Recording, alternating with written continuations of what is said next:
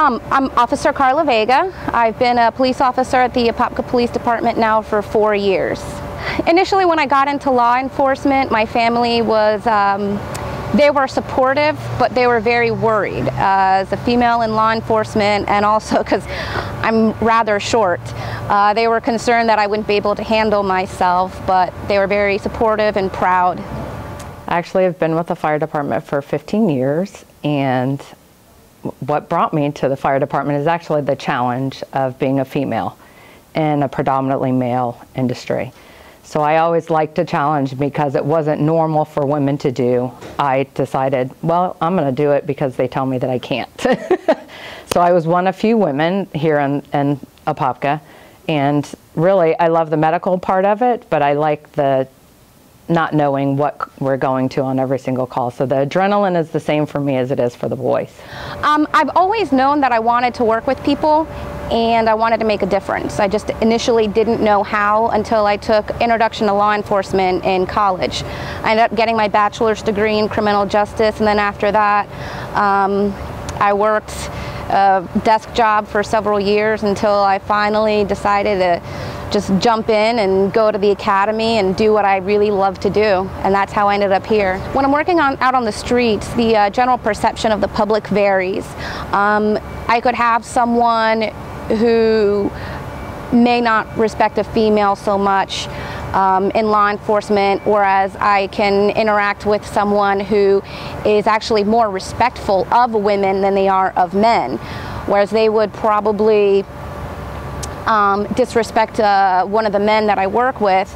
They would turn to me and say, "Yes, ma'am, I'm sorry, ma'am," and apologize. And then I was a law enforcement officer. I started as a police officer in 1981 and retired in late of 2001.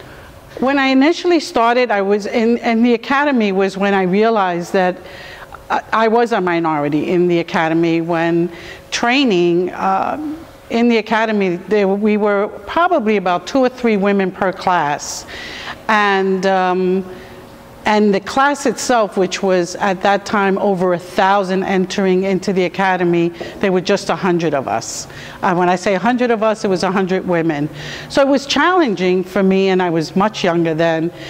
I challenged myself both physically, mentally, and wanting to keep up. I wanted to prove to myself that I can do the job, and I did. I graduated and went out into patrol, and in going on patrol was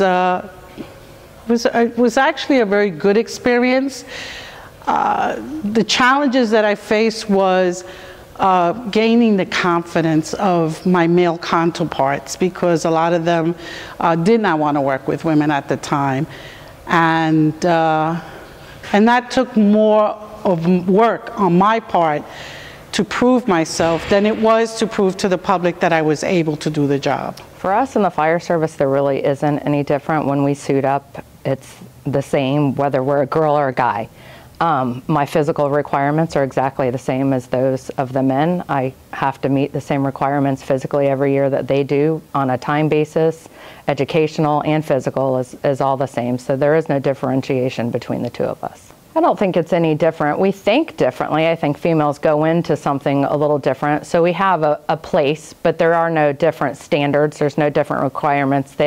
Our chiefs don't look at me and go, well, Carrie's a girl and she's not going to be able to do this. At the end of the day, when something needs to be done, we all wear the same hat. I do feel an immense sense of accomplishment. The job is very challenging. I challenge myself daily. My coworkers challenge me daily. The public challenges me daily. And if I had to do it again, I would pick the same job, and I would probably be 2 inches shorter still. There have been many doors opened for women for opportunities that were not available as far as maybe 25 years ago.